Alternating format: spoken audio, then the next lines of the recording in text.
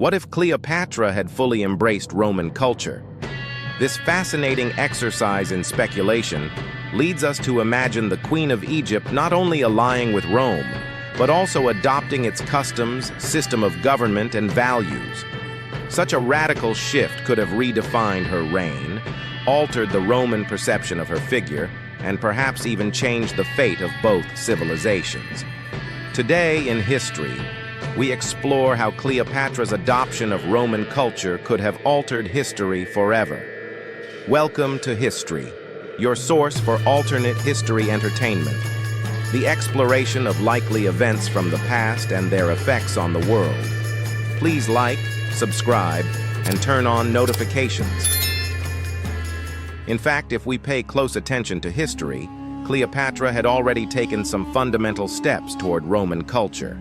In 46 BC, the Queen of the Nile traveled from Egypt to Rome, where she settled near the Quirinal Hill for almost 2 years. She didn't arrive alone, as she was accompanied by her son Caesarion, whom she had with none other than Julius Caesar. One of the most notable aspects of this hypothesis about the union between Egypt and Rome is the significant expansion of trade between these two empires. Instead of wasting time trying to annihilate each other, spending large sums of money on war machinery, and sending their soldiers to certain death, choosing a union between both sides would not only have avoided future military confrontations that could have left hundreds of thousands dead, but could also have led to a fertile expansion of both markets. On the other hand, if the Egyptians had embraced Roman culture, they could have become civilized much faster. Around 30 BC, the Egyptians had not yet abandoned their primitive customs, like the mummification of living people and human sacrifices. Generally, the victims were prisoners of war or slaves, sacrificed to honor the gods and ensure divine protection. From the Roman point of view, these practices were a complete abomination, something far from being considered civilized, and therefore represented a cultural shock for both societies. However, if Cleopatra had decided to adopt Roman culture, she would have likely made several efforts to reduce these and other practices that the Romans viewed as a threat.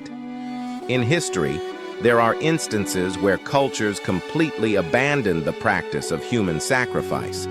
For example, when the Spanish arrived in the Americas, they ended this practice among the Aztecs, Mayans, and Incas only in the 16th century, and did so in a relatively short time. So it's reasonable to suggest that Cleopatra, if she had managed her strategy effectively, could have gradually led the population of ancient Egypt to adopt Roman culture, increasingly leaving behind these primitive traditions and eventually becoming fully civilized. Such integration could have significantly impacted both economies and trade. Egypt, under Roman rule, became a crucial grain supplier for Rome, providing about 40% of Rome's grain by the 1st century BCE. This flow of resources was crucial for sustaining Rome's growing population and stabilizing its economy. In return, the Romans brought advanced infrastructure, such as roads and aqueducts, as well as administrative practices that increased efficiency in Egypt. This mutual exchange could have strengthened economic stability and growth, as Egypt's strategic location connected it to extensive Mediterranean trade routes, while Roman innovations and markets broadened economic opportunities. Consequently, the integration of Roman governance with Egyptian resources might have led to unprecedented levels of prosperity for both the Roman Empire and Egypt. Both Egyptians and Romans shared a deep devotion to their gods, with both cultures being polytheistic, meaning they worshipped multiple deities. Rome, with its grand pantheon, worshipped Jupiter, Mars, and Venus, while in Egypt, the Karnak temple honored Ra and Osiris. This common ground in religion would have allowed Cleopatra and her people to integrate Roman deities into their own pantheon without major conflicts. The social and political structures also showed notable similarities. In Egypt, the pharaoh was seen as a semi-divine figure, much like the Roman emperor, who had absolute power over his subjects. This similarity in centralized power might have led Cleopatra to view Rome as a distant reflection of her own civilization, making it easier to accept Roman culture. In the realm of knowledge, both civilizations showed similar respect. Rome, influenced by Greece, had a deep appreciation for education and academies, while Egypt, with its legendary Library of Alexandria, stood as a center of wisdom and learning. Given this, the union between Rome and Egypt, under Cleopatra's leadership, was not only possible but could have marked the beginning of a golden age. This is why the central hypothesis of this video is reinforced, as both cultures had more in common than in opposition. A fusion of Roman and Egyptian cultures would have led to a fascinating exchange of knowledge and practices. Rome, with its advanced engineering and architecture, would have introduced innovative techniques to Egypt, known for its rich tradition in arts and sciences. Roman engineering, highlighted by works like the Colosseum, 70 to 80 CE, and the Aqueduct of Segovia, 98 CE, would have transformed Egyptian infrastructure, enabling the construction of large buildings and water supply systems. These innovations could have revitalized Egyptian cities, such as Alexandria, which was famous for its lighthouse and library, but was limited in engineering at that time. The cultural impact would not be limited to architecture alone. Egyptian medicine, renowned for its advanced practices from ancient times, such as the surgical techniques detailed in the Ebers Papyrus, 1550 BCE, would have provided the Romans with medical knowledge to complement their own system, which was less developed in comparison. Undoubtedly, an integration of these two great cultures could have produced an unprecedented scientific renaissance, with Rome benefiting from Egypt's advanced sophistication in rituals and medicine, while Egypt would adopt the advanced Roman engineering techniques. This exchange would have redefined the foundations of Mediterranean civilization, creating a lasting and transformative legacy.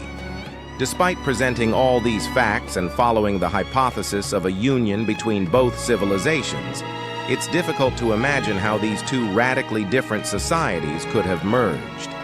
In the ancient world, even the smallest attack could have triggered a war, and the slightest insult could have enraged a king due to the total lack of diplomacy. Additionally, rulers needed to project an image of toughness, inflexibility, and self-confidence, making empathy scarce in that era. Given these obstacles and the similarities in their religious and social practices, the true outcome shows why a union between Egypt and Rome would never have been possible, at least during that time. After Julius Caesar's assassination in 44 BCE, his successor Octavian Augustus stopped any plans for integration. Although Cleopatra formed an alliance with Mark Antony in 41 BCE to confront their enemies, their efforts failed after the defeat at the Battle of Actium in 31 BCE. Later, in 30 BCE, Cleopatra chose to end her life, rather than face humiliation and execution at the hands of her enemy. In this way, even if we formulate thousands of hypotheses, the reality was just one, only a dramatic ending, like any other story from the ancient world. Although Cleopatra did not survive, just think of how many hypotheses we've drawn from imagining her embracing Roman culture.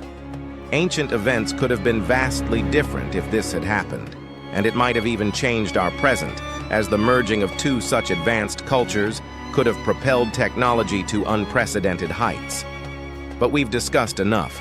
Now we want to hear your theories.